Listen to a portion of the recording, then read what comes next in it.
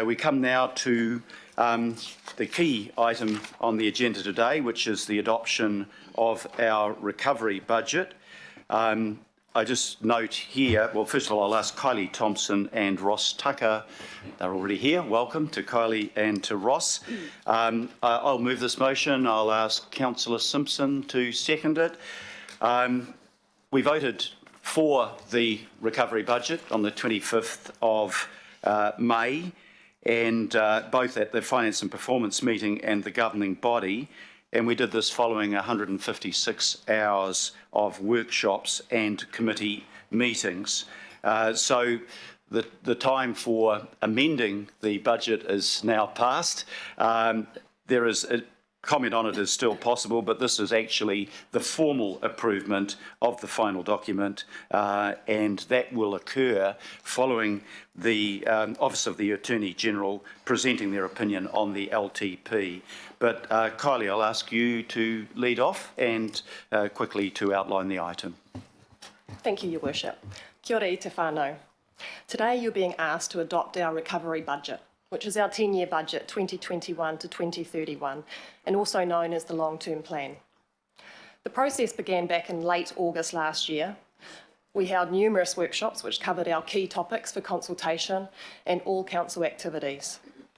Local board chairs and CCOs were involved in the process from the beginning and were invited to the workshops when relevant.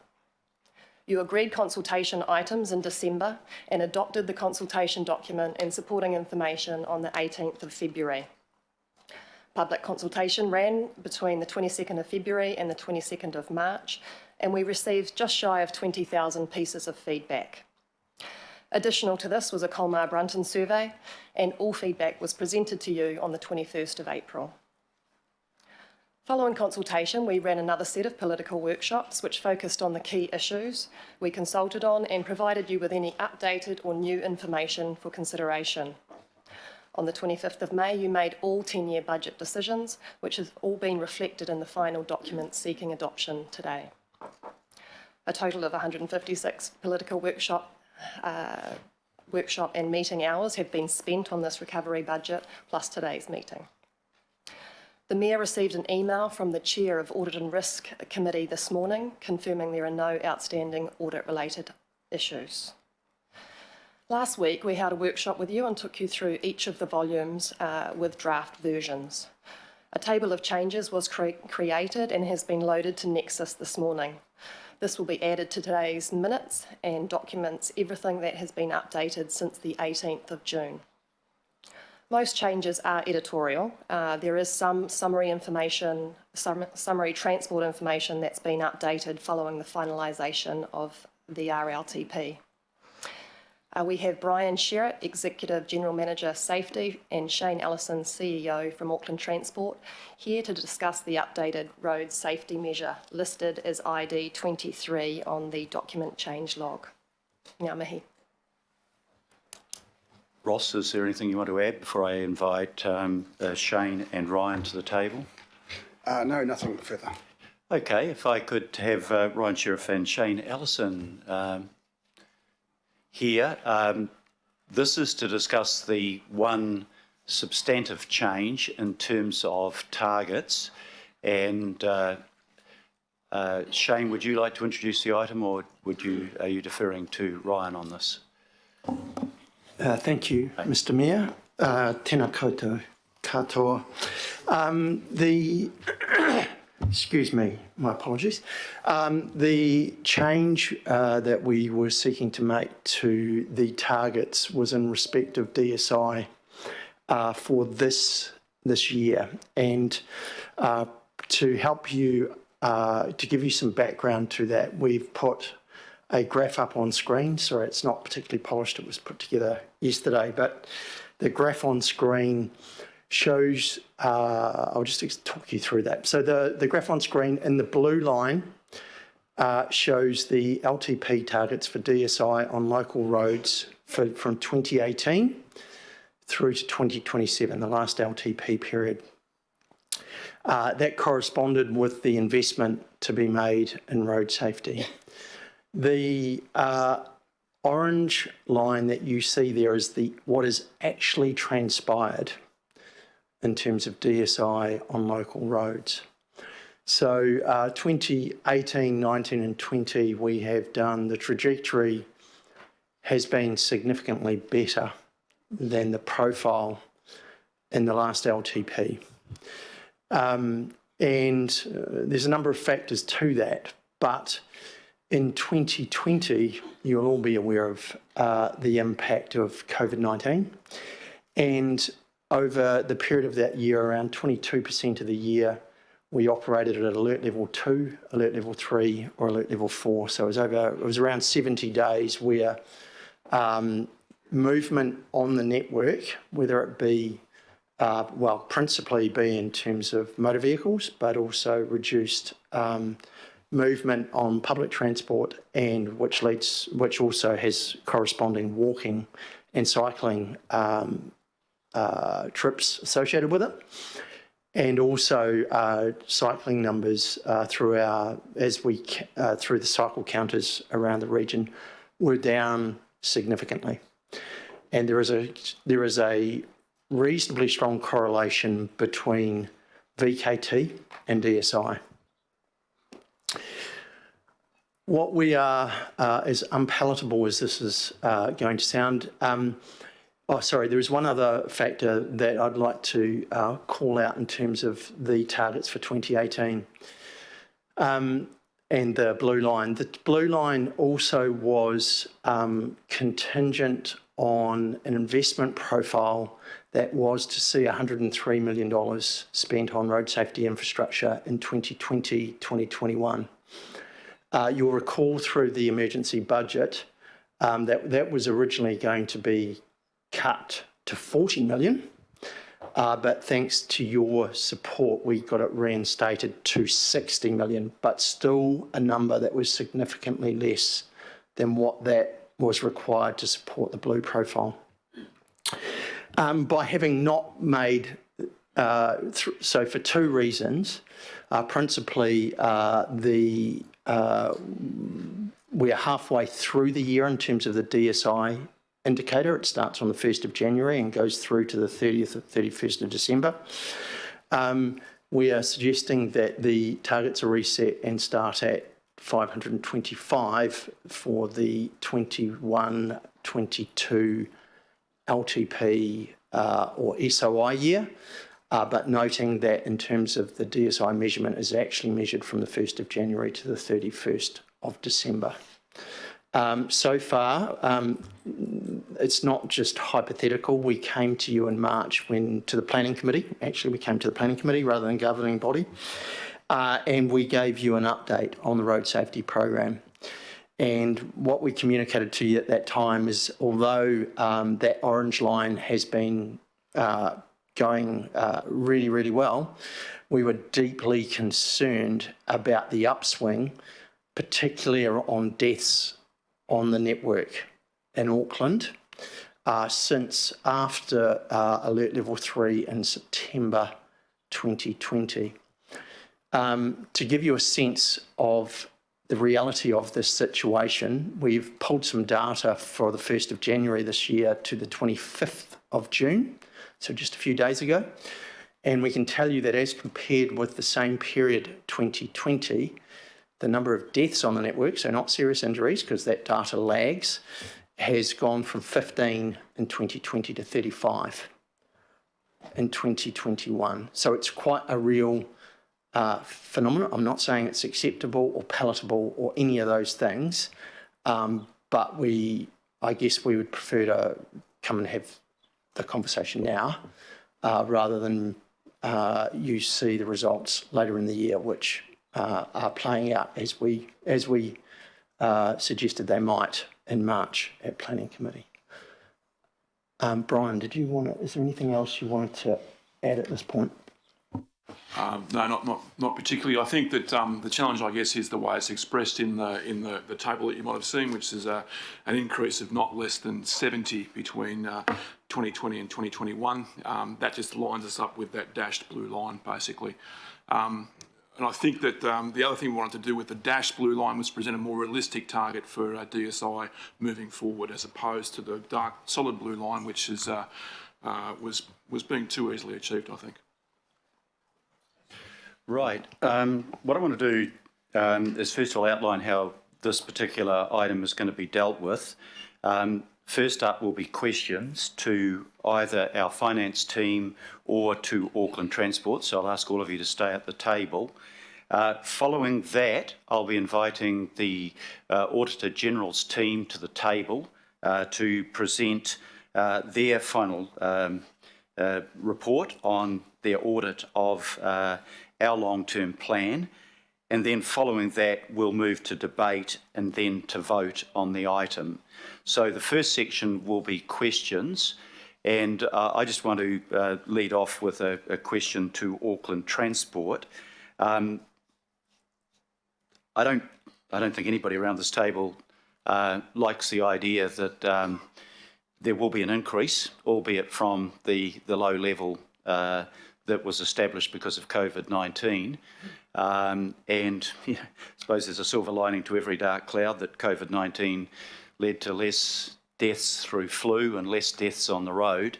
But now we're back to normal accelerated by probably more cars on the road than we've ever had because our public transport is down. But the level that you are projecting for 525 is still lower than what you were originally projecting.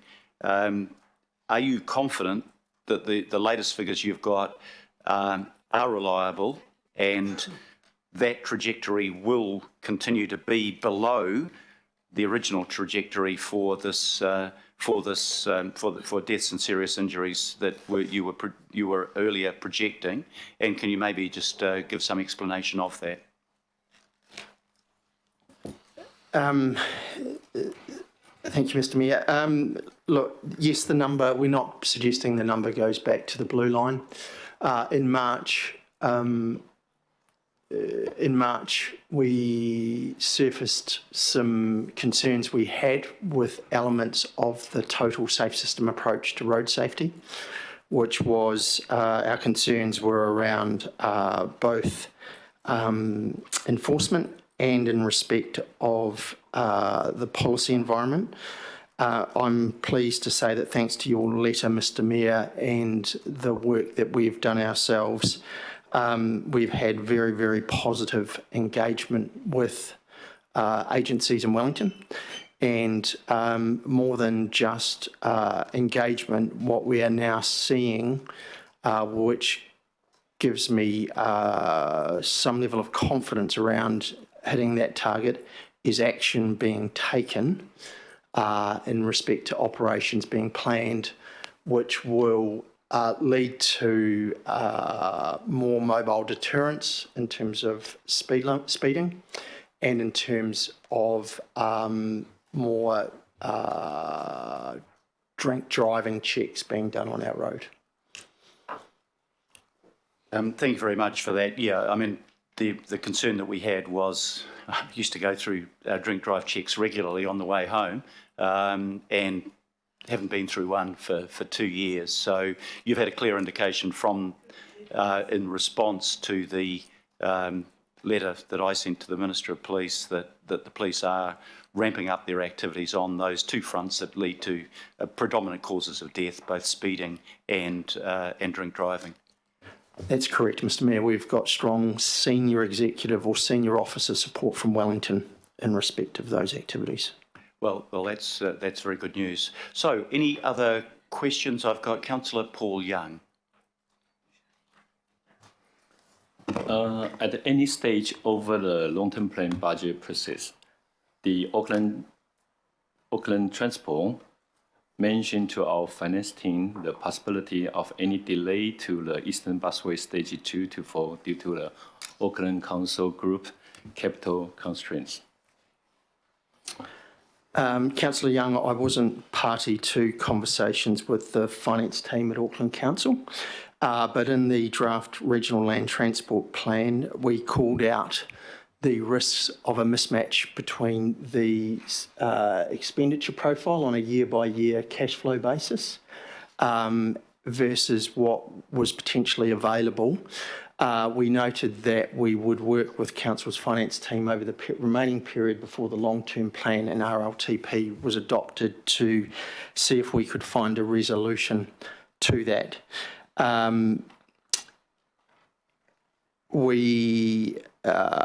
So upon adoption of the mayoral proposal, we worked through that. What I would say to you, Councillor Young, and as Hamish Bunn said last week, what we apologise because, and the learning opportunity for us in terms of that is we probably should have flagged the risk a little more strongly than what we had through the LTP and RLTP development process. And if I can just add to that, Councillor Young, I had the chance to discuss this with the Chair of the Board, Adrian Young-Cooper, yesterday, following the discussion that you and I had. And she is asking for more detailed advice to look at the capital program and timing for the Eastern Busway to see if the busway the timing of the last 3 stages of the busway can be brought forward. So that's still a live issue as far as I'm concerned to see. I think we were all disappointed that a key project in getting mode change and a key project for the east of Auckland was being addressed. Right, next question, Councillor Pipacoon. Tēnā koe te kora matua, tēnei te mihi nui ki a koutou, tēnā kura Brian and Shane. Thank you. I just first of all, before I just get into some questions, I just want to clarify on the amendments. It says attachment A, but it doesn't say attachment A of what. So I just want to clarify where we're looking. Through the chair, it should be in one document. Yeah, that's the amendment, but amendment to what? Where is it in our documents? What attachment A of what? So there's been a schedule of changes circulated here, which what this does is outlines the changes to the draft LTP document that was circulated, I think last week or so. So there's 3 volumes. Yeah, it's volume 2. It's the group of activity statement. Kylie, is it which section? Section 2.1, roads and footpaths, and section, yes, it's within 2.1, isn't it? Yeah, so it's section 2.1 of volume 2. Thank you. It's just quite a lot of documentation to get through to find that quickly. So just in terms of my my questions, and it is very devastating to hear about that massive increase in deaths. In terms of, this is sort of a follow-on to the Mayor's question, and that's really good to hear that you've had senior police saying that they will be looking at speed enforcement. We've had kind of a contradictory response in Waitemata, where the police have said that their resources are stretched because of the various protest activity that's underway, which seems a little bit, that kind of resourcing is very different to having an ongoing program of speed enforcement. So are we getting kind of the right signals in terms of, because we haven't seen any enforcement of the city centre speeds that were put in place over a year ago now. So I'm just really looking to see when that's going to happen. Thank you, Councillor Coombe. So as late as yesterday, I had a meeting with senior police from Auckland. They are setting up a brand new tasking and coordination plan, which will start in the new financial year. It's based around a general deterrence model and a specific deterrence model. So they look at the high-risk areas, but also the general response across the network. So we can work with them through their tasking and coordination plan to actually assist them to direct where their policing resources will be allocated, both from a point of view of specific deterrence, but also from a general deterrence model across the whole network. So what we're looking for is an increased visibility and presence of police on the network, but also, as Shane was mentioning, to an increased use of things like covert mobile speed cameras, which we know are very effective in reducing death and serious injury. So the conversation yesterday, very, very positive, and looking to work with police to achieve those outcomes. That's really good to hear, and appreciate an update when you get it in terms of what the program is and what we're likely to see, because I think we need to communicate that to our communities. Just a very quick second question, if I may, Mr. Chair. Just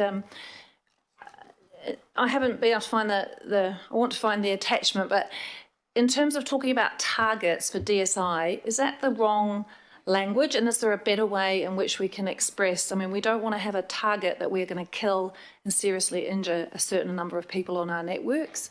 I mean, so yes to a target of 0, but in the interim, should we be expressing that quite differently? If it's not expressed this way, I think it should be no more than.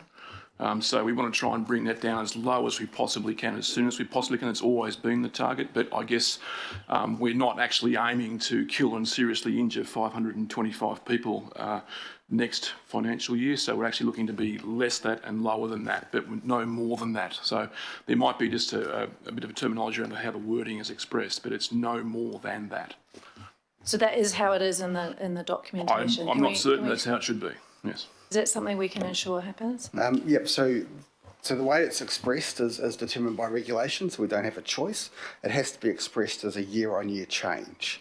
So normally it would be what's the number of reductions? So how much does it reduce year on year? This year is an exception because it's gone up. It's an increase of no more than a certain number. But it must be expressed as a year-on-year change. That's regulation. It is something that, in the fullness of time, we can work with the Department of Internal Affairs and see is it the best way across the sector to measure these things. But at the moment, we've got to follow the regulations. Thank you. I think the target is reducing, not the number of deaths. I think we will take that point. Councillor Shane Henderson. Thanks, Mayor. 2 questions. If there's a strong correlation between vehicle kilometres travelled and deaths and serious injuries, would you accept that the most important thing that Council and AT can do is to try and give people the option to reduce their vehicle kilometres travelled?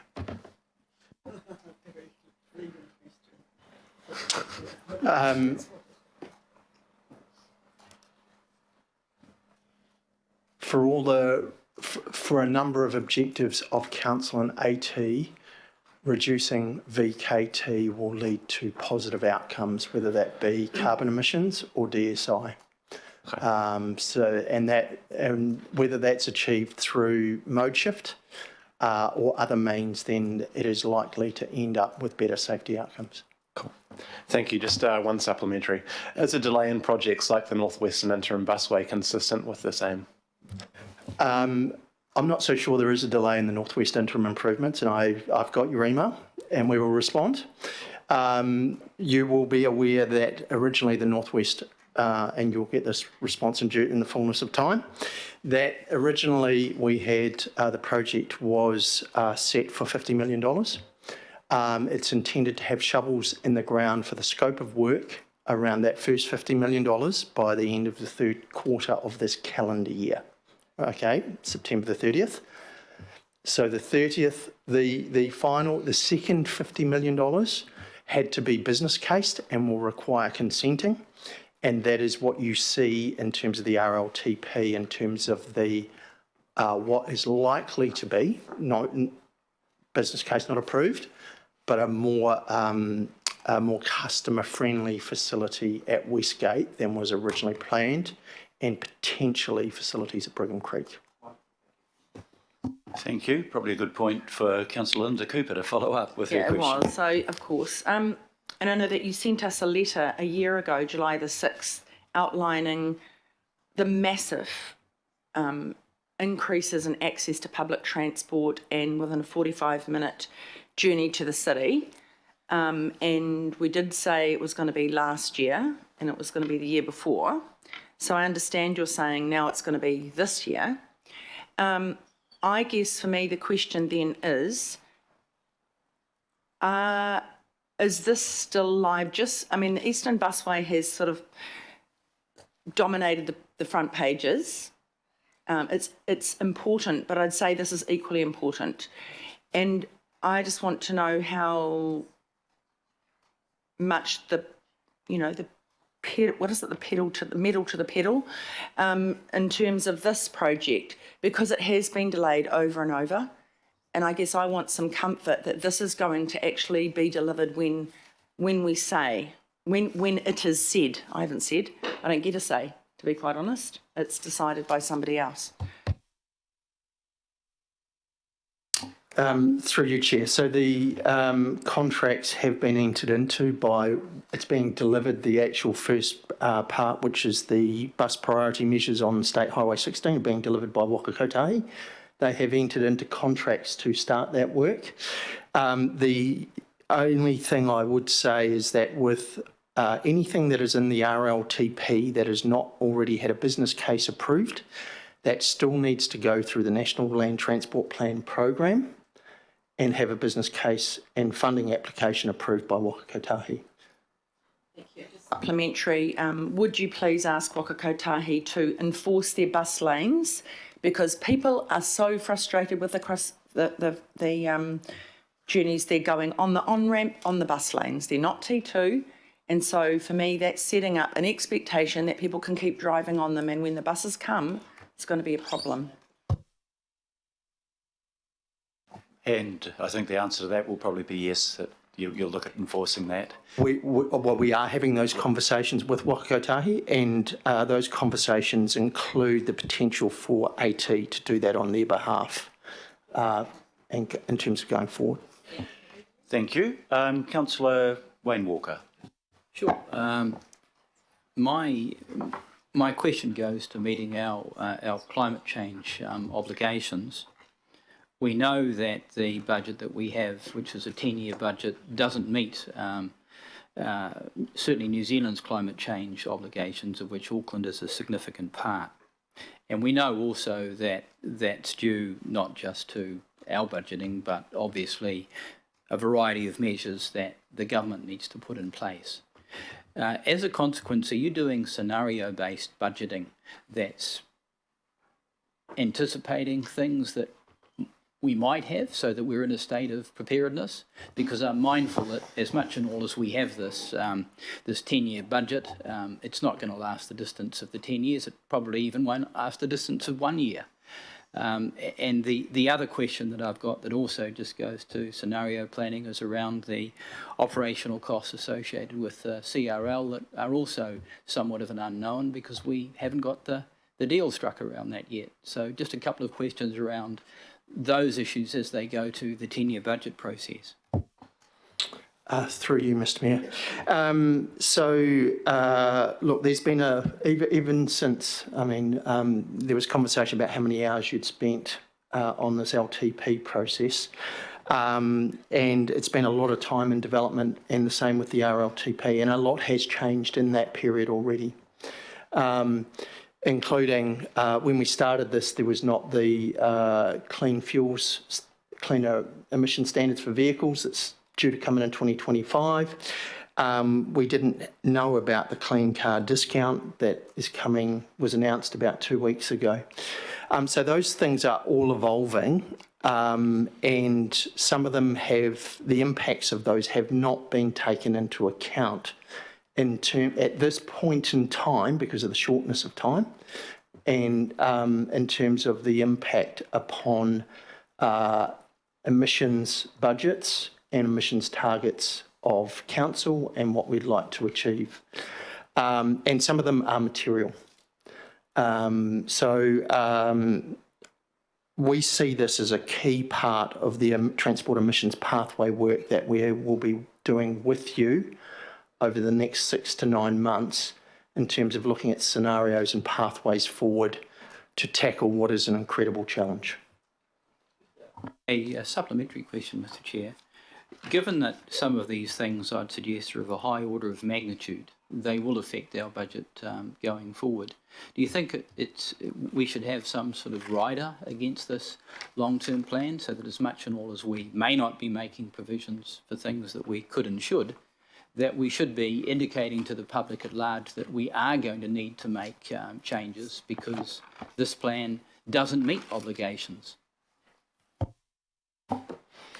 Through you, Mr. Mayor, I can't comment. I'm not an auditor, and I can't comment on the requirements in terms of the materiality and things like that. What I can say is, look, a number of the material things are policy changes, which we're seeing. We know, for example, the MOT have indicated to us that the clean car discount will result in 9.5 million tonnes of carbon being saved over the next 30 years across New Zealand, and we don't have at this point in time an Auckland number for that for the period of this RLTP. And we know that in 3 years' time that we'll be back doing another RLTP, if not sooner, to tackle what we need to tackle with urgency. Thank you. I think the transport emissions reduction plan is probably the pathway that we'll be following there, but also should the decision be taken to bring in congestion charges, if that does reduce transport congestion by 10% in peak hour, then that should also have a significant effect. But we are going to have to ramp all of those things up. Councillor Sharon Stewart. Thank you. Sorry, I haven't got COVID. I've just got a bit of a haven't been very well. Just on the Eastern Busway, would you not agree that if the program, until the program is actually finished, the project's not actually going to work? Because at the moment we've got all the work that's happened right now. We've got cars still struggling to get. You know, we're really having a struggle to get through.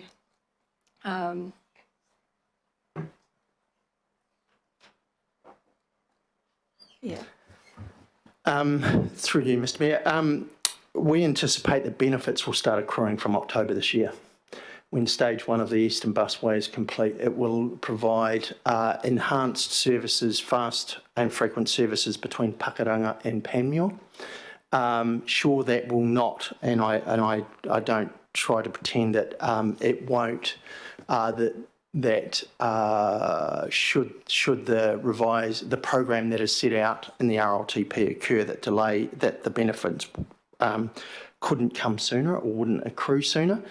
But it's not to say that all the benefits, that no benefits accrue until 2027. That's not the case. The benefits will start accruing from October this year.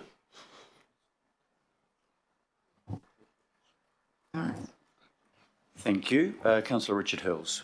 Thank you, Mayor. And I think you're getting grilled on questions probably you weren't preparing for, Shane, but I guess I'll add to the choir. I guess my gutted nature of the conversations last week just being, in all honesty, blindsided on the Eastern Busway. I guess when do you think, and it might be the Alliance, not you personally, could come to us and explain?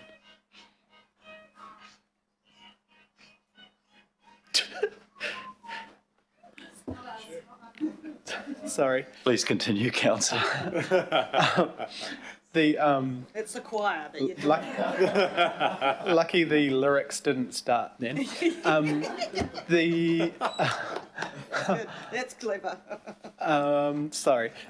Just on the Eastern Busway, because I think, in my opinion, there is a possibility we just didn't have the opportunity to try and reconfigure budget sometime soon to try and move that forward. The other discussion I just want clarification on is potentially there are some issues in the later parts because of land purchase and things that we can't actually put in there yet. And I guess to Councillor Stewart's question, just I don't feel like because we were blindsided, in my opinion, we didn't get actually the full story. So people think the whole thing is delayed. So I'm obviously disappointed about any delay to any part of it.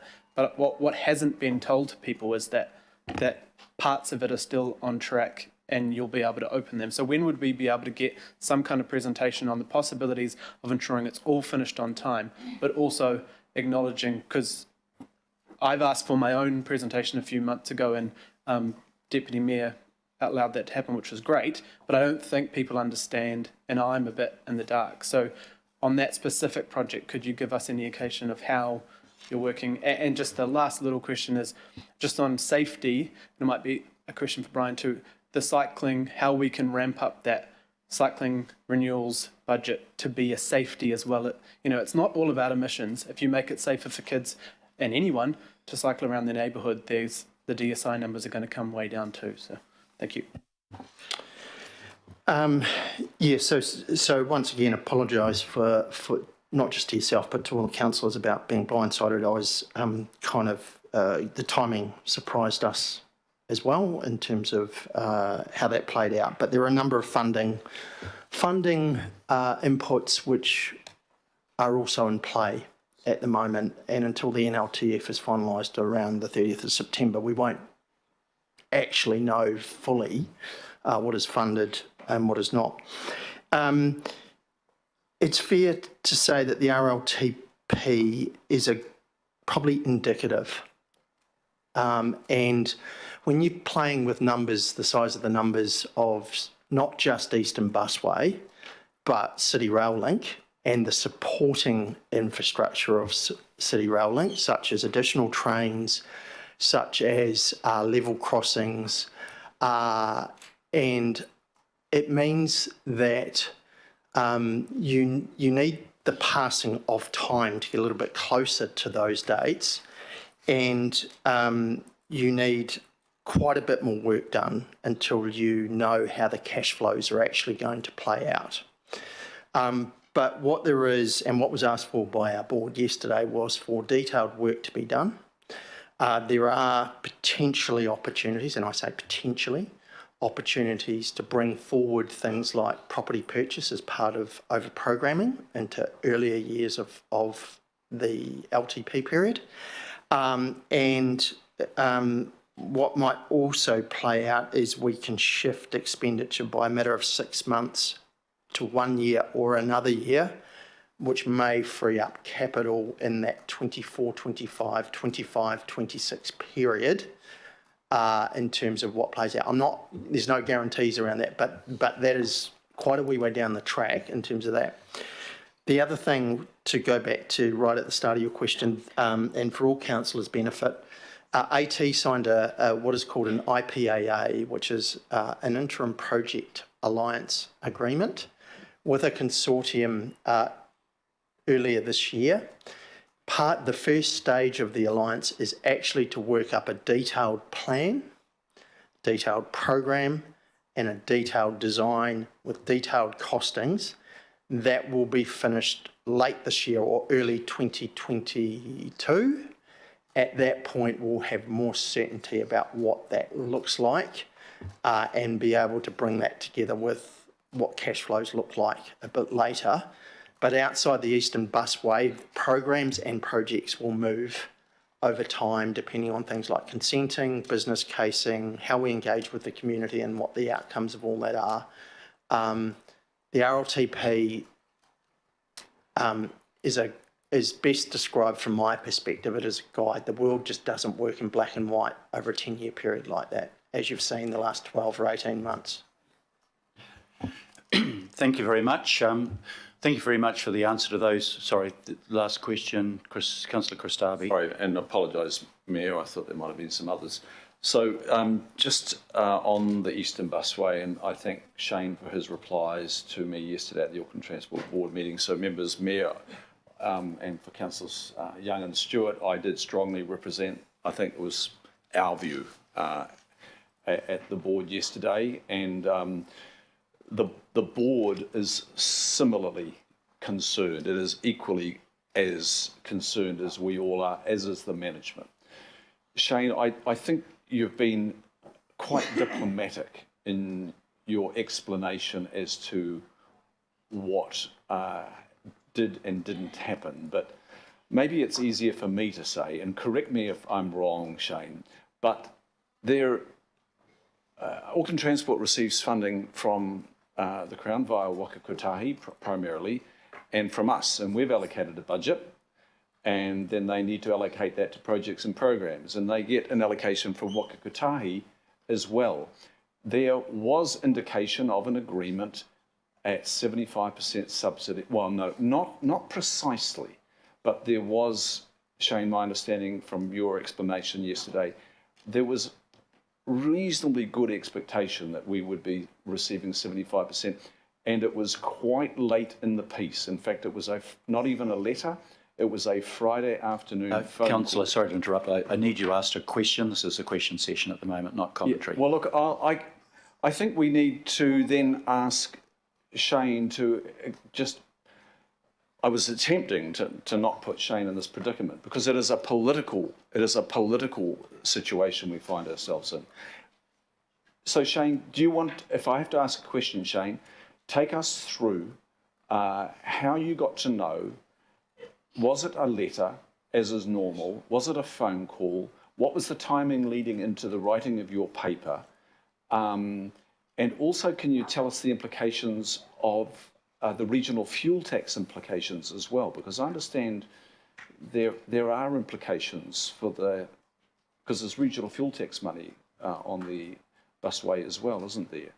So I'll pose it as a question. Okay, we have the question, Shane, if you'd like to address that. This is, of course, the whole subject is under the RLTP rather than the long-term plan, but because the opportunity seemed appropriate, I've allowed that discussion to go on. You cannot consider the RLTP unless you understand that we set the budget, Mr Mayor, and you've asked your question, that's a major mistake. and I'm asking Shane now, please, to answer it.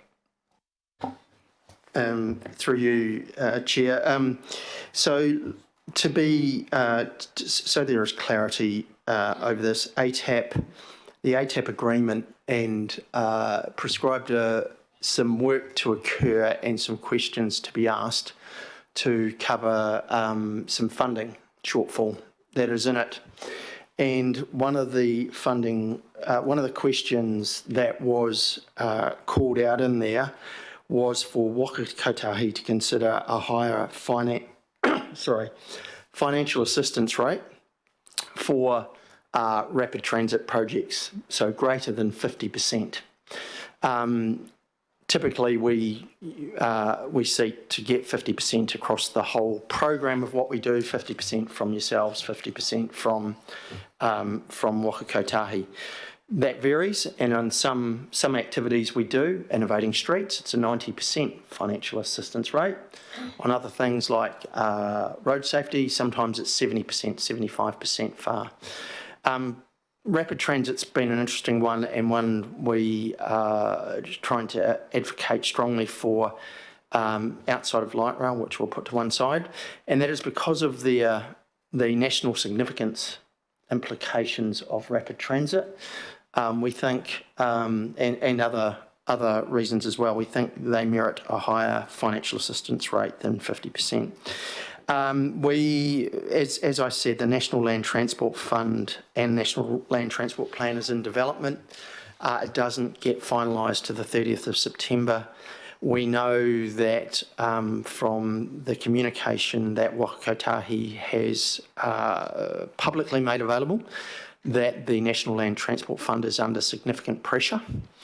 And because of that, they have verbally advised us on about less than 2 weeks ago that a higher financial assistance rate was not going to be available for the Eastern Busway. And that clearly impacts the cash available to progress with the Eastern Busway as we originally thought. So, Mayor, this is an LTP discussion. I would suggest, to clarify this matter, that and I have seen the memo from Shane as of Monday, I think it was Saturday actually, but I think it would be good to get a memo to all the councillors, and it probably needs to expand on the first memo to cover all the ground, including the RFT implications. Okay, and the way out following yesterday's meeting and concern raised by the board. Yeah. Can I suggest that it may have been before you got here, Councillor, I had spoken to the Chair of the Board. I had asked for a formal letter to be sent to us, both giving an explanation of the reason for the 2-year deferral and the late notice of it, but also to further examine the possibility of bringing that project forward before the 2028 new completion date. So that will hopefully cover your point, Councillor. Yeah, that's pretty much what the board resolved yesterday after we discussed it. Yep, so we'll have that formally in writing, and when I get that in writing, I'll distribute it. Okay, can I thank officers at the end of the table for a discussion that probably went a little bit outside of the parameters of what you were expecting. At this stage, I'd like to invite Greg Scollin, the Deputy Auditor General, and his team, Andrea Reeves and Athol Graham, to come to the table to present to us on their audit report of our long-term plan. So welcome to all three of you, and welcome to COVID-free Auckland, I should say, to our Wellingtonians. Sorry, it's probably inappropriate. And look forward to hearing your report. Greg. Thank you, Mr. Mayor. Kia ora, tātou. Yes, it's. I think we brought the weather up as well. So, just in terms of roles, so Andrea, as you know, looks after our local government audits across the country. So she has that sort of national lens, and Athol has operational responsibility for the audit of Auckland Council Group. So the LTP is a really important accountability document for the council. And it creates the anchor point really for the next 3 years. You can amend it before then, but all other things being equal, you'll be back in this cycle in 3 years' time, updating the long-term plan. It's also a really helpful guide, we think, for guiding council decision-making in the meantime. Obviously, there's a number of intentions set out in your long-term plan or underpinned in terms of the underlying information. It's interesting to note at this point, I think, that your LTP for Auckland Council Group is the only group LTP across the country. So all the other long-term plans of councils is for the council only. So that's significant, I think, given the importance of water care and Auckland Transport to your group. The council's undertaken a comprehensive process to get to this point, as has been alluded to again this morning. Including, of course, the consultation document, which we also audited earlier in the year. I think it's fair to say this long-term plan cycle's been prepared not only by you here, but around the country in a heightened level of uncertainty, clearly with COVID and other matters. So planning is quite challenging normally, and there's always uncertainty about the future and forecasts about the future. But we think that's been heightened in this long-term plan process.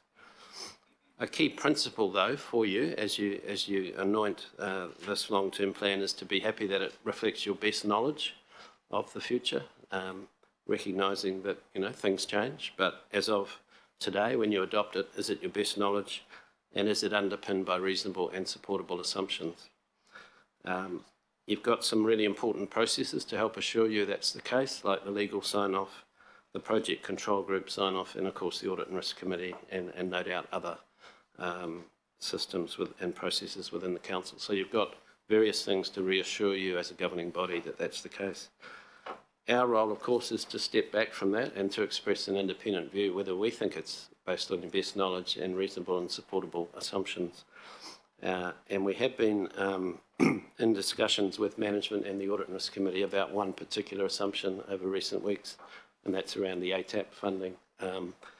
But we have now completed our audit and there are no outstanding issues, so that issue's been resolved. Yes, thankfully. There was a live issue last week at Audit and Risk, but it's now resolved. So I've signed an unmodified audit opinion on the long-term plan, which means essentially that it's fit for purpose in terms of that accountability and decision-making purpose that it has. I've also chosen, though, to emphasise a number of uncertainties. So, as I said, there's increased uncertainty generally, but we've overlaid the Auckland Council situation across that. So the areas that I've wanted to draw attention to for the readers is the water reforms. Now, clearly that affects councils all over the country. We've taken a national approach to that. All councils have assumed the status quo will continue. In other words, that you'll continue to deliver water services, but clearly that is uncertain. Decisions are yet to be made, which could affect the assumptions that have been made in the long-term plan.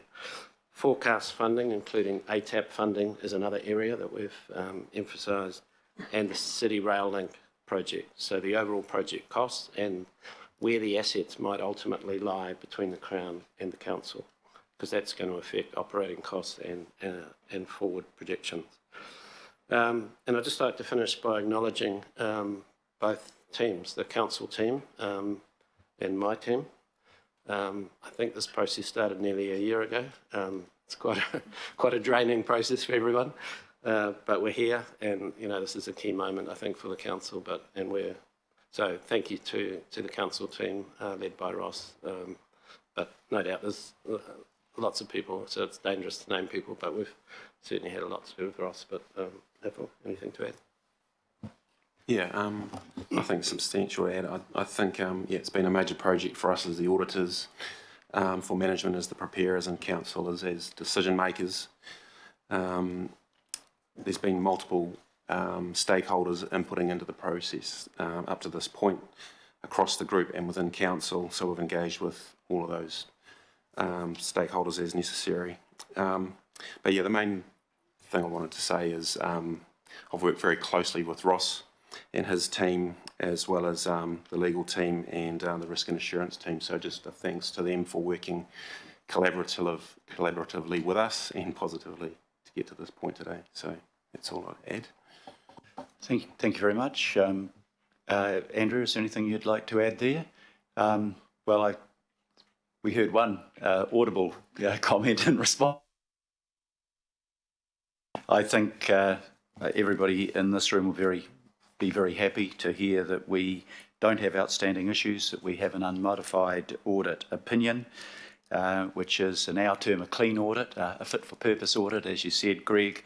And we also acknowledge the uncertainties that you've pointed out quite appropriately, and it has been a big and uncertain year for us. I don't think there has been a year like the last year that anyone around the table or anybody in your office probably remembers. And we're grateful that we came through both with a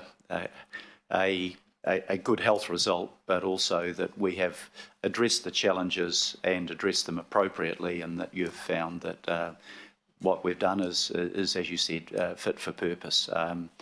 So really appreciate that, and appreciate the comments that you've made about our finance team, our legal team, and our risk and audit team. It's great that we live in a country where we have this independent audit occur, but we have a professional relationship between our teams and your team, and I want to thank you very much for that. Now, it is open for questions. Normally, there aren't a lot of questions because your opinion speaks for itself. We've exchanged letters of representation, but I will see if there's anybody that wants to ask a question of our audit team. Councillor Walker. Just a rather general question, but given that it would appear that councils, particularly our councils, are facing multiple uncertainties, and generally our budgetary process is pretty standard. We come up with one option and that's it. But given that there are a number of scenarios that are likely, do you think it's desirable for councils to have more scenario-based planning when it comes to budgeting, so that in a circumstance where we might need to revisit our long-term budget in, say, a year's time or 2 years' time, based around some things that have got an element of predictability, is that a management consideration that the audit facility thinks is desirable? Through you, Chair. I think certainly as you develop your consultation document, that's entirely appropriate, I think, to look at scenarios. But the long-term plan does require the council to, in effect, settle on I guess, what your best view of the future is for the council, underpinned by the forecast. So that doesn't mean you can't change it. And in fact, there are processes for you to amend the long-term plan ahead of the 3-year cycle. Yeah, so I think scenarios also are particularly useful internally. So, even if you don't consult the community, it's useful to look at different options, how it affects debt or rates or whatever. That's all entirely valid for the council to do. But in the end, the long-term plan does need to contain sort of the best view based on best knowledge. Thank you very much. Any other questions? Otherwise, then just in thanking you again, I'd also like to acknowledge the role of our Audit and Risk Committee, and particularly our private sector people that are on that, chaired by Sue Sheldon. I think that gives us another level of assurance that what we're doing from an outside point of view is the appropriate thing to do or way to do it. So acknowledgement of Sue Sheldon and her team. So thank you, Greg and Andrea in particular, for making the trip up, and Ethel for accompanying the team here and being the Auckland-based representative of the Office of the Auditor General. We really do appreciate your professionalism, your competence, and in this particular case, we appreciate your reassurance that things have been done in the right manner and it is a fit-for-purpose document. So many thanks for your ongoing work. And have a safe trip back to Wellington through the cold and the blizzard and the wind. Right, we now come to the last section of item number 10, which is comment. And as I mentioned at the beginning of the process, we have had 156 hours of discussion. So we won't necessarily be going over all of that ground again at length, but it is important that people who feel that they want to make a comment do have the opportunity to do so. But I'll ask you, if you can, to keep it as concise as possible. And we'll begin with Councillor Desley Simpson. Thank you, Your Worship. You're quite right. Today's not the time for big speeches and thank yous because they've been done and they have been reported on. It is, however, the final step in what has so far been, as we've heard, a 156-hour process of debate and discussion to get us to this, our 10-year recovery budget. Now, I'm not about to give a big speech and add to that time, and we all know it's not business as usual, but as Chair of Finance, what I will say is that we are investing more than ever in the infrastructure our region so desperately needs. That's both new investment and the renewal of our existing assets and infrastructure, as well as bringing forward some significant work programs to improve water quality. So how do we fund it all? First, by being more efficient as an organisation. The budget for this will be challenging for Jim, but he knows and we know that is expected, needed and achievable. Secondly, we will temporarily borrow more than we traditionally do, knowing we have discussed this with our rating agencies who have indicated they are comfortable with this. We know what the rate settings are to support our budget. We certainly don't have the highest average general rates rise in New Zealand, quite the opposite. We already know that Tauranga, Hamilton, Dunedin and Wellington are all above us. But I also want to make it clear that we don't expect Auckland ratepayers to pay for everything. Only 37% of our income in year one will come from rates, and that's down on the 39% this year, and well lower than other cities. We also now know, having listened to the Office of the Auditor General, that our strategy supports prudent financial management. I'd like to thank them as well for sitting in on all those 150 plus hours of workshops and for their significant deliberations and audit opinion. It gives both us around the table and Aucklanders confidence in the budget that we will pass today. So is it perfect? No, nothing is. We don't know what the future will hold, but in my personal opinion, backed by our Treasury and Finance team and the Office of the Auditor General, this budget is fiscally prudent enough to ensure if we stay safe, we can recover well, and if we don't, we can weather that storm too. Thank you. Thank you very much, Councillor. You've set the bar for keeping it reasonably brief. Councillor Chris Fletcher. Thank you, Mr. Mayor. I also recognise that this is not the time for trying to relitigate issues and we're at the end of the process. But I do wish to speak at the adoption of this budget, and in doing so, I respectfully acknowledge the officers for their work and also the chair of the Finance Committee. But ultimately, the officers' response has been to the brief that we as elected members gave them. The need for investment in Auckland, we all know, is absolutely overwhelming. And I've struggled because I can see the enormous investment that will be required looking further ahead. And it's been difficult to hold a minority view within the council on the way that we might have approached this. We do need to take better care of our assets, and we have to prioritise these things. But my difficulty with this proposal is that it's all about, in terms of the marketing recovery, and somehow miraculously we've conveyed this impression that it's all going to be fixed with a one-off 5% increase. I don't believe it. And I know that it's just a question of time. We'll be coming back for more. And I think the Chair of Finance recognises and acknowledges this, but it will be increasing pressure, not less pressure. And that's why I found it really hard to sign up to a 5%, because I know it's going to be necessary to come back for more, and I would have liked to have approached it differently. The real ray of hope for me is in our new CEO, and in his message from the CEO within the documentation, which is of a very high standard. He says, our communities, partners and businesses are also under unprecedented pressure.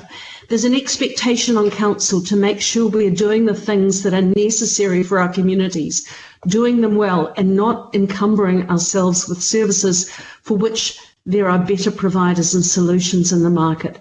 Understanding current and future service demands is also timely, given the significant government reform. So without taking a huge amount of everybody's time here, I think that we have to open our eyes to different ways that we might do things. And because of that, I will foreshadow my opposition to the 5% rate increase, because I think for my community, it would be dishonest of me to present it as somehow the fix-it, because I know it won't be the fix-it. We can tick the boxes, and it's been great to get reassurance from audit and so forth, and on the fundamental assumptions that we're dealing with, and great to see issues resolved. But there are huge challenges ahead of us, and this will not be the end of the story. So for that reason, while I respect very much the officers who've worked so diligently to prepare this material, I think we have to put a question over ourselves as to what our brief might be for going forward, because we're going to need more, not less. So thank you, Your Worship. Thank you, Councillor. Councillor Linda Cooper. Thank you, and I do apologise, but I did not get an opportunity to speak at the last because I was being kind and not adding my name to the list, and then I missed the opportunity because I had to leave. So I do want to take this opportunity because I did write this, though I will have to amend some of it because of our recent news about the delay in the RTN. So first, I do want to acknowledge the way that this budget's been developed. Early in this amalgamated council, we had the mayoral proposal put before us and not much change happened, often including many unpleasant surprises. What's happened this time is that the mayor's waited and listened while the full council, 170 elected members, have had the opportunity, under the leadership of Councillor Desley Simpson, to listen, question and propose in order to shape the final budget. And that's really been a much more collegial and productive exercise, and something most of us can support. Central party politics is pretty much irrelevant in local government. And I want to thank the majority of submitters for supporting the natural environmental targeted rate increase, because it's clear that our environment's very important to Aucklanders. And the Waitakere Ranges are a regional taonga, but for Westies, both urban, rural and coastal, they're local and loved and protected with a passion. And this increase means that our many voluntary community environmental groups can continue that protection, fighting pests and weeds with support from this budget. But I also want to acknowledge that what we didn't start out to do, we did in the end grasp the nettle of making sure that we budget enough to maintain the buildings and the assets that we own, including roads and footpaths. And it's been left too long and risked terminal breakdown of facilities. Just like any homeowner, maintenance of your precious asset protects your investment and keeps the rain from coming in the roof.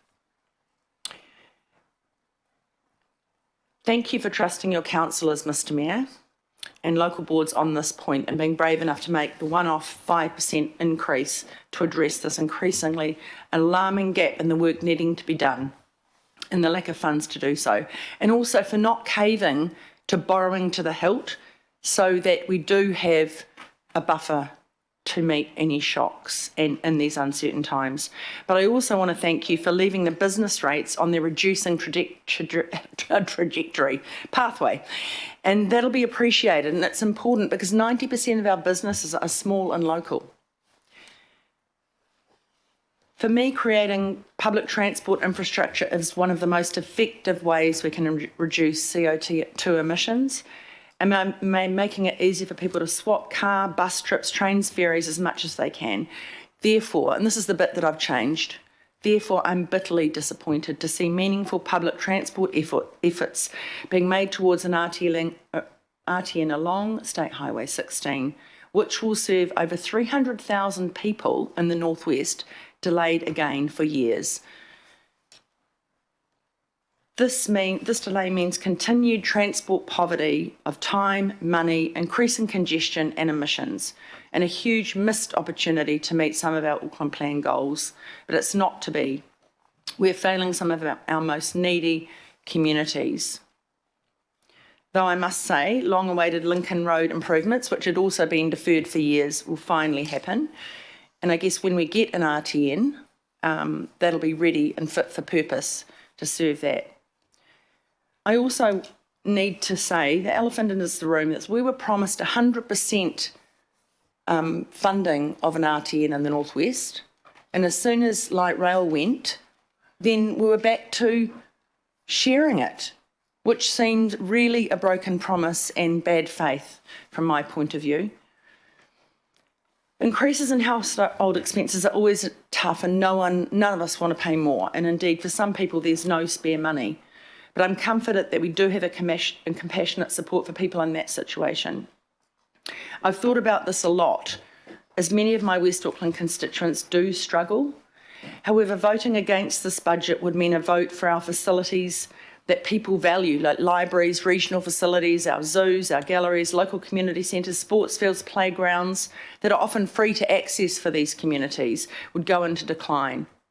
It'd mean no PT improvements, poor quality water, lack of drinking water, forests ravaged by Kari dieback, weeds, pests, no major events, no economic development work. And I can't be responsible for that happening. I can't leave Auckland to stagnate. So I will support significant investment into our children's and grandchildren's future for a clean, prosperous, attractive city where it's easy to move around and where they want to live and raise their families. Thank you. Thank you very much, Councillor. Councillor Paul Young. I would like to take this opportunity to make some comments about the recent changing in the Auckland Transport's budget and the delay to completion of the Stage 2 to Stage 4 of the Eastern Busway, Pakuranga to the Botany. The Eastern Busway project has been around in some form for decades. The first stage of the empty Eastern Busway project was completed 7 years ago with the updated Penmue station in 2014 to provide for bus and train connections. Under the current project timeframes, by the time the final stage of the busway is complete in 2028, and will have been a 14 years gap between the Penmue station and connecting it to the Botany with a busway. 14 years for a busway.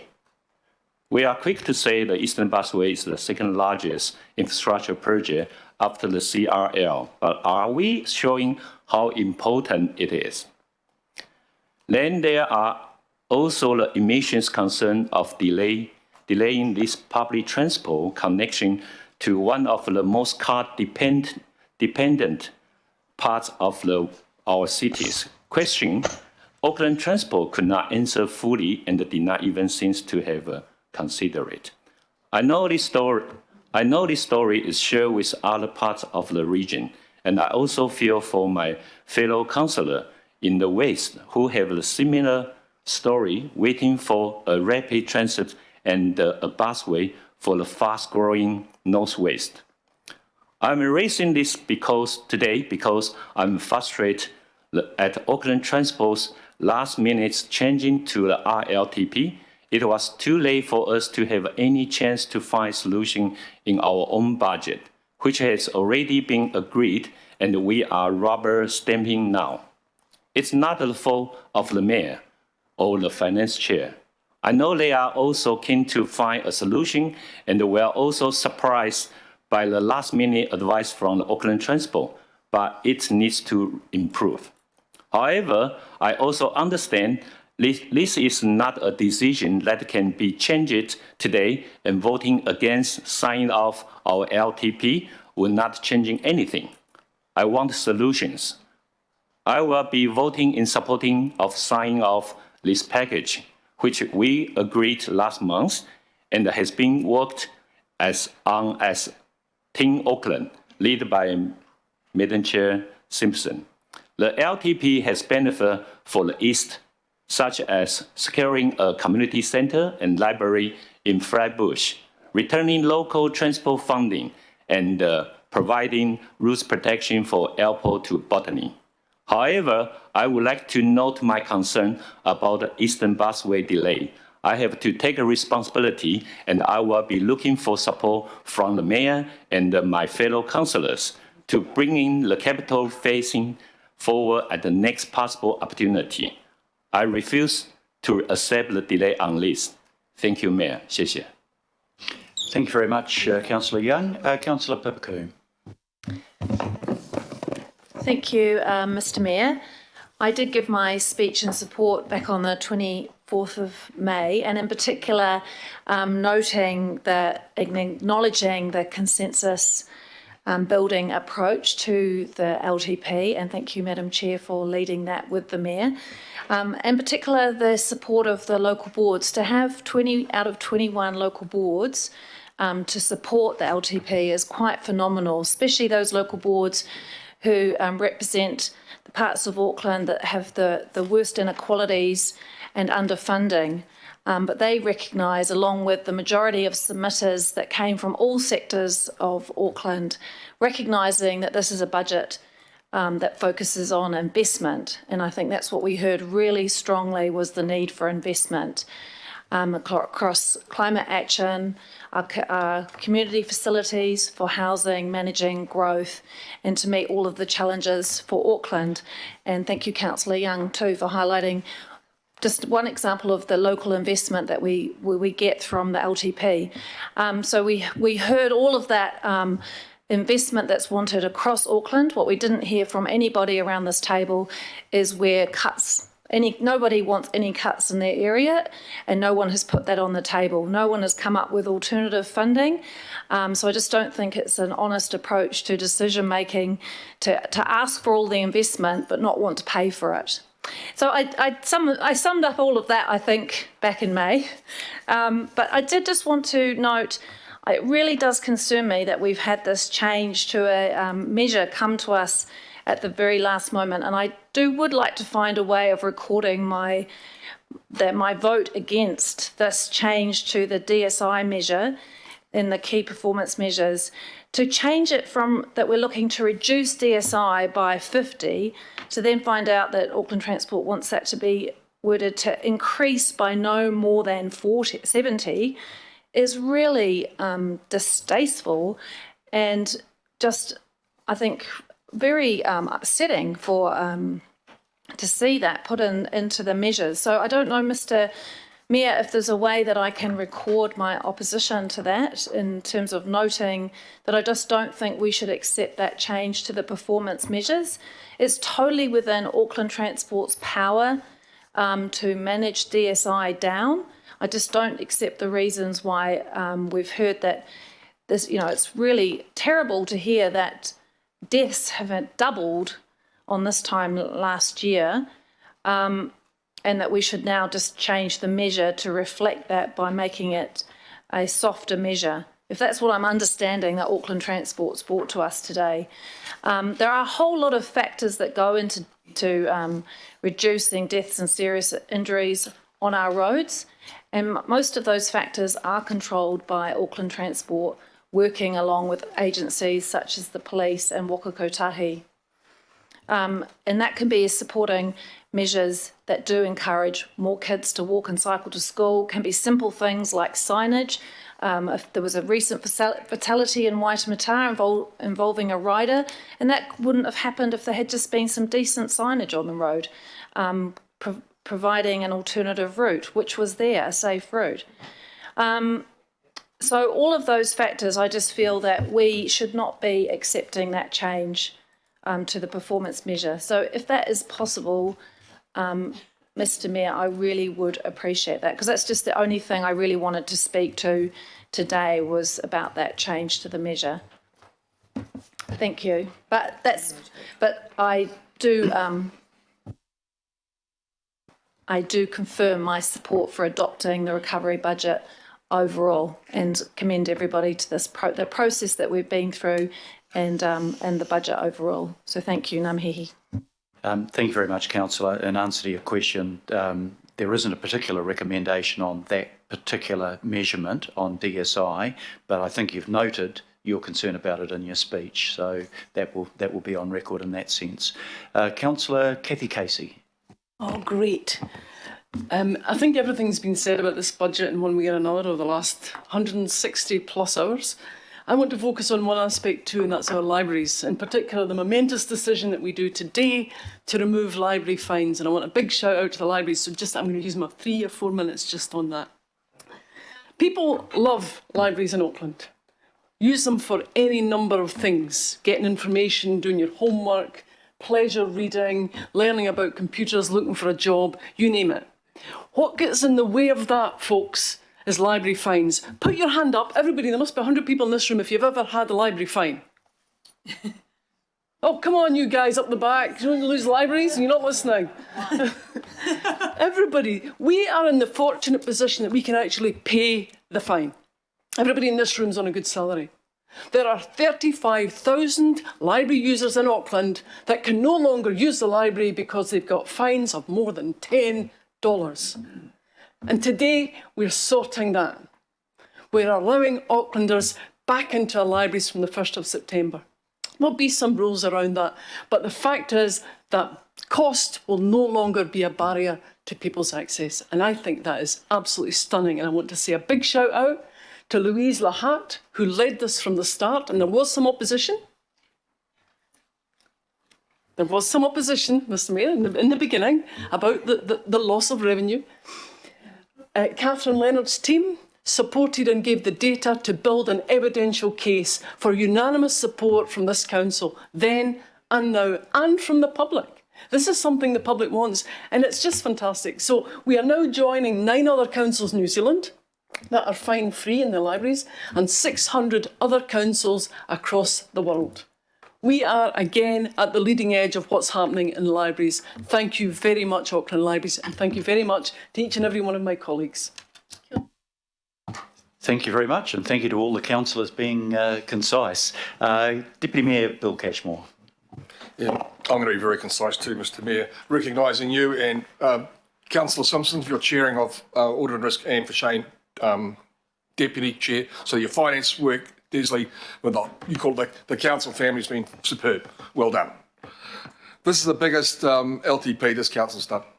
It's 37 billion in transport, 31 billion in general funding, including some transport funding, right? It's giving a degree of certainty as much as we can over the next 10 years about delivering a capital program and the ongoing operational expenses that's incurred by that. At the same time, we've made over $120 million worth of savings. At the time, since 2010 till now, the city's grown by over 300,000, some would argue closer to 400,000 people. And yet our operational expenditure has not increased in that same level. It has increased by 1.5% on average per year. That's a really good news story. It's ongoing savings of over 300 million in cash, and in kind it's over 1.2 billion. We're delivering record amounts of capital, but is it enough? No, it never will be. And because of our population growth, we can't build it fast enough to keep up with that. And that's the real challenge the city faces. The other big challenge is the cost of materials is rapidly rising. I was with a bunch of developers down south yesterday afternoon. The cost of a basic average house per square metre has risen from 3,200 to 4,100 per square metre, according to their figures, in 12 months. That's a really big number. And I suggest to you the cost of us supplying key infrastructure, whether it be pipes, roads, rail, or all things in between, will also rise exponentially because of the worldwide shortages and stresses that COVID has brought upon the supply chain. The delivery of the capital budget is critical. When I first got elected, we were lucky to do 80% delivery. We're now doing into the 90s, even with COVID. Without COVID, we'd probably be into nearly 100% delivery of the capital program this year. But one ingredient is missing. We might have a 10-year budget, but the governments do not. And it doesn't matter what government there is in power. They have an allocation to Waka Kotahi and the Ministry of Transport and Kiwi Rail on a year-by-year budget allocation. And that creates procurement challenges and difficulties. It creates uncertainty. And as we've seen in recent times, it creates political incursions that have considerable and dramatic effect upon budgets. And we've seen the latest one was the Northwestern and the Eastern Rapid Transport Network being delayed. And there was Mill Road prior to that earlier, which is going to slow down delivery of aggregates and add to further cost and carbon. This situation has to change if we're going to get up and keep up with population growth. So, Mr Mayor, I'm going to applaud the budget and applaud you for doing the work, and all my fellow councillors and local board members, and particularly the staff, Ross and his team, but general staff, for all the work that's gone in with this work. It is considerable. And you're doing it because we all believe in a better Auckland. We might have been marked as the most livable city in COVID times. That doesn't make us the best. Our productivity's fallen from where we used to be right beside Ireland, and Ireland's currently running at 14th position in the OECD productivity rankings. We've dropped to 44th. It's near the bottom. And that is an indictment upon all of us, central and local government. We do have to lift the game, be braver and do more. So maybe plough ahead, Mr Mayor, and take the challenges we're going to face the rest of this year into next year and adapt with it, because we have to move and be fleet of foot and brave. Thank you. Thank you very much, Deputy Mayor Cashmore. Councillor Shane Henderson. Thank you, Mayor. Yeah, like many, I wasn't kind of planning on speaking. I'll be very brief, I promise. Just compelled to throw a few thoughts in. I want to acknowledge Councillor Young for your views in particular today. And I'll just remind colleagues, if he's looking for support on the Eastern Busway, our transport system is a network. It's important to every single resident in Auckland, and we should all support that call for help wholeheartedly and get that Eastern Busway going. I want to acknowledge the increased spend on footpaths in the RLTP. That hasn't come out too much. It's not one of those headline sexy things, but it's incredibly important. It's extremely important work for places like rural areas in Waitakere and others to help parents reduce their short trips to school if they can. That'll keep communities safe. That'll keep kids safe as well. I want to remind us of the answer given today that shovels will be in the ground on the interim Northwest Busway this year, and that is fantastic work. It's great to get that confirmed today. We all know when the Northwest Motorway was widened, the rapid transit should have been put on then. I eagerly await more information, but let's not look backwards on this stuff. Let's look forwards, and let's look to how this is really going to improve places like Massey, Kumu, Te Atatu, and all the rest. Finally, I want to say that I was speaking in Ranui Primary last week about the importance of reading to that assembly, and that was a really special moment for me. The fact is, public libraries as a kid got me where I am today. That is why I'm here today. And I'm so proud that we're cutting library funds for low-income communities like Ranui. That's fantastic work. So I'm so glad to endorse this budget. Thanks, Mayor. Thank you very much, Councillor, and Councillor Richard Hills. Thank you, Mayor, and congratulations to you and Councillor Simpson for bringing us together and everyone for the phenomenal amount of work, especially the staff. But I do want to thank, even on an equal measure, our community. Our community over-consulted continuously. It's a conveyor belt. We're about to start the annual budget, next week, for next year. People continue to give us feedback, good or bad, and it's only now there are projects that people see why they like to give us that feedback. I just wanted to give a quick number of points on when I was elected to this governing body, 2016, we had a budget that was 18.6 billion, the LTP. So, 2 LTPs later, it's a 70% increase on that. More than 3 times the amount of water infrastructure is going to be built in this LTP. Thank you. Almost 91% increase on parks and community capital infrastructure. On the transport, it's another 50% increase on that LTP. So although last week was pretty frustrated, angry about our emissions, about the delays to some very important projects, we must also acknowledge where we've come from. The other thing that I do want to acknowledge is the collegiality and the working together. That does not mean we all agree. That might not mean we're all voting in favour of this. But I will say, watching this council and conversations and budgets before I was on this, it was quite often quite a depressing place to sit and listen and watch. There was quite a lot of vitriol at times, and there was a lot of arguments, and often the votes were very down the line.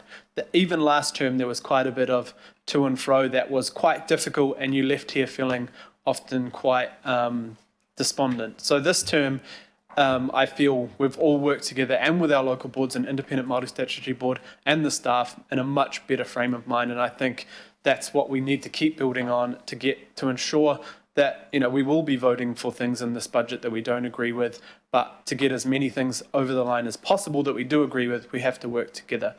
On the climate, obviously disappointing with the RLTP, and there's a lot more work to do with the emissions reduction plan, and everyone seems up for it and is getting that message. But just on the 152 million amount of funding from in our budget, I couldn't imagine that 6 years ago, maybe not even 3 years ago, getting that sort of investment into other climate initiatives, whether that's rolling out our emissions-free bus plan, whether that's 200 hectares of new native forests, 11,000 more street trees focused on areas which don't have that urban tree canopy that I'm so lucky to have in my ward. More than doubling our recycling centres and resource recovery parks, which will hopefully mean no more landfills in our future. You know, there is significant investment that we're putting in, and it's just a start, but I think it is significant. I want to thank both the Mayor, Desley, and all of you for supporting those initiatives that we can build on as we go forward. So although some days I'm annoyed, but I look at, you know, even the natural environment targeted rate, the significant track work that's happening in Kaipātiki, the Waitakares, Hunua, that are opening almost month on month. There's new tracks opening around our city. The water quality work is significant, Eastern and Western Isthmus, but we've also got the Waido Estuary on there that we will see. Pump stations for all across the city are getting done that have been left behind, and that will help growth, but also help reduce those overflows into our waterways. The significant increase in the budget for Auckland Unlimited and all our theatres and stadiums, the zoo. Also look at the museum is opening significant exhibition spaces. And I think that when you look at what is happening and what can be done by working together, we just need to do more of it. And in my opinion, a lot faster, especially in the climate space. But I will obviously definitely support this because it's travelling in the right direction. I can be disappointed on some issues, but I'm actually fairly happy with where we're heading and what we've all done together, considering how hard last year was, especially for our community and our staff. Thank you. Thank you, Councillor, and thank you all the councillors that have contributed, and thank you even more to those that haven't contributed today. I know everybody had something that they'd like to say about that. Look, I just want to start off saying, you know, we're a year and a quarter out from the start of COVID, and actually, if we think back to where we were a year ago, we were all contemplating just how grim a year we had ahead of us. It looked shocking. We had the prospect of a virus running through our community, killing people, hospitalising people, overwhelming our health system. We had the prospect of huge economic damage. This time last year, we were talking about, you know, whether we'd be having 10 or 20% unemployment. And I'm not saying it hasn't been a tough year. It has been a tough year, but it could have been a really grim year. And warning, it could still be if we were to fall into the hole that you know, our friends in Melbourne have, for example, with a number of very serious lockdowns. This was always going to be a tough budget. We started off with a $1 billion hole in what we were trying to do. You know, that's $1 billion of dreams that we weren't able to realise. Worse than that, it could have been $1 billion of services that we slashed, and capital works projects that were just delayed indefinitely, mothballed. And we didn't end up in that situation. And I want to thank all colleagues around the table, but also our officers, also the local boards. 20 out of 21 supported this. They're pretty close to the ground. Nobody welcomes ever when your rates go up, but they heard the arguments, they saw the evidence, and they knew that if you didn't have some level of rate increase, then it would be slashing services and it would be closing down capital works. And they chose not to do that, and we've chosen not to do that. We've chosen not to go down the austerity path. And we have worked collaboratively together. We've heard the evidence, we've looked at the scenarios, and we've come to the conclusion that what we are putting forward here is the best option in the circumstances. As Councillor Simpson said, it's not perfect. I don't think we'd ever get it perfect, but just think of what we might have done with another $1 billion, or $750 million where it's come from. We've had elements of light along the dark pathway. We won the America's Cup, even if they are going to take it overseas to defend. We won the World Cricket Club.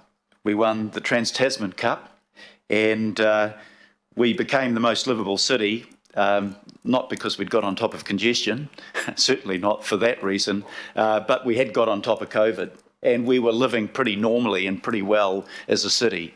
So what I guess I'm setting out here is we can always look at how bad things are in life, and we can depress ourselves mightily, or we can look at, actually, this is a great city, this is a great little country to live in, and we've done remarkably well, and that's the way that I'm looking at it. You know, what is really special to me is that while we have found savings, ongoing savings now of 90 million a year, 120 million in the current financial year, we have not slashed the sort of services that Councillor Casey was talking about, the library services. We haven't slashed the things that Auckland values, and most importantly, we have continued to invest in the capital works that a growing city, and we're still projecting 22% growth during this LTP, that a growing city desperately needs. This long-term plan, we're investing $31.8 billion in capital works. That's up from $26.2 billion. That is a 21% increase in the capital investment we're making in a 3-year period. And sure, you know, I'd like to have done a whole lot of other things, but keeping that sum of investment there, keeping our economy going, preparing for the future that we need to prepare for with growth and for our kids, that is a huge achievement. Won't make a newspaper headline anywhere because it's not controversial enough. But is it good? It's better than good. It's really bloody good that we can still invest that sum of money after years and years of underinvesting in our infrastructure. So I really welcome that. I welcome the fact, and I think Councillor Cooper, you mentioned it, about the renewals and the maintenance. You can't have assets and not maintain them properly. And we've got $55 billion worth of assets that we have to maintain, that we have to provide depreciation for, and that we have to operate. $55 billion worth of assets. And we're doing that, though there are challenges that we know that we're going to have to meet, particularly in areas like community facilities. We're looking at the Three Waters reform at the moment, but what we know is that without any reform, we're putting $4 billion more into ensuring the resilience of our water supply, the quality of our water supply, the quality of our water treatment. We're going ahead with the central interceptor that'll stop 80% of the wastewater overflows into the Western Isthmus area. That's great. We're on track with our city rail link, and it's just great to see that progress that's being made. So let's look at those things as well. Let's look at the fact that by bringing forward $900 million in CapEx, we've done our role in stimulating the economy. That's why it's called a recovery budget, because that's what it's about. I want to just acknowledge the water quality targeted rate and the natural environment targeted rate. We went out to talk to people and said, what things are really important to you? and they said, we want to protect our environment and we want to improve our water quality. And they gave us the green light. We didn't decide that by ourselves. Our constituents gave us the green light to do that, and that is fantastic. Some of what we've done, we've pulled every lever we had to. We've borrowed a bit more, but we've been cautious about that. We've set ourselves an upper limit of 290% debt to revenue ratio. In this budget, we're sitting on 274%. So why aren't we taking it to the whole limit? Well, largely because we don't know what's around the corner. We don't know what the outcome of some of those uncertainties will be. And we are going to be prudent in making sure we've got that freeboard that will enable us to deal with another crisis should it come along. And that's smart, and that's what we should be doing. Rates, you know, always tempting to say, gosh, we could do so much more, and it's only going to cost, you know, this 5% increase. It's only $38 a year more than the 3.5%. The whole 5% is $147 a year. That's not much, but it is for some people. It is for some people, and that we've got to think about the lowest income of our earners and making sure that we're not overburdening them. I think we've got the balance right in this. I just want to maybe finish on climate change. It is 152 million more, that's great. Could we have spent double that amount or treble that amount? Of course we could have, and we will need to. Because we've had the COVID crisis doesn't mean to say the climate change crisis hasn't gone away.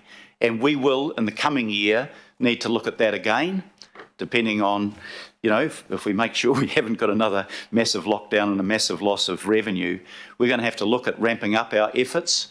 But with the 22% growth in population in this city, the starting point is that we've already, for the first time, probably ever in our history, lowered the rate of carbon emissions. Have we lowered it enough? Nowhere near enough. We're going to have to do a whole lot more, and that's where the congestion question is going to come in, and that's where getting the mode change is going to come in.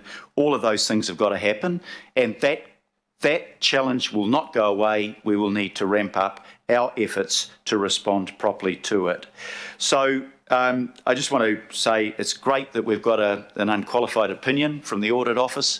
That shows the professionalism and the competence of our staff and the prudence of the approach that we are taking.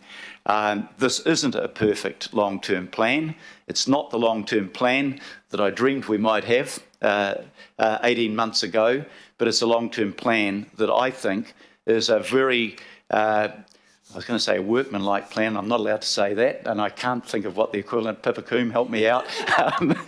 It's a very good plan that has professionalism, and we've looked at the options. We've done the job that people pay us to do in this job. So I commend that to you, and I want to finish on this note of thanking Councillor Desley Simpson for the role that she's played as chair of the Finance Committee. It's been a tough job, and she's handled it well, and she's brought the team together. She's worked closely with me, and I think together we've done a pretty good job. I will just finish on this one point. You know, it's nice, some people will say we don't want to have a 5% rate increase, but I don't hear any of those people also saying we should cut our capital projects more, we should cut our services more. I think we've got the balance right. I think it's a responsible budget. I think it serves the people of our city really well. I commend it to you. So the vote is, the recommendation is to adopt the recovery budget and with delegated authority for any minor editorial changes. It's been moved and seconded. All those in favour, please say aye. Aye. To the contrary, no. No. I declare that carried with 2 dissenting votes. Thank you very much for that. We come now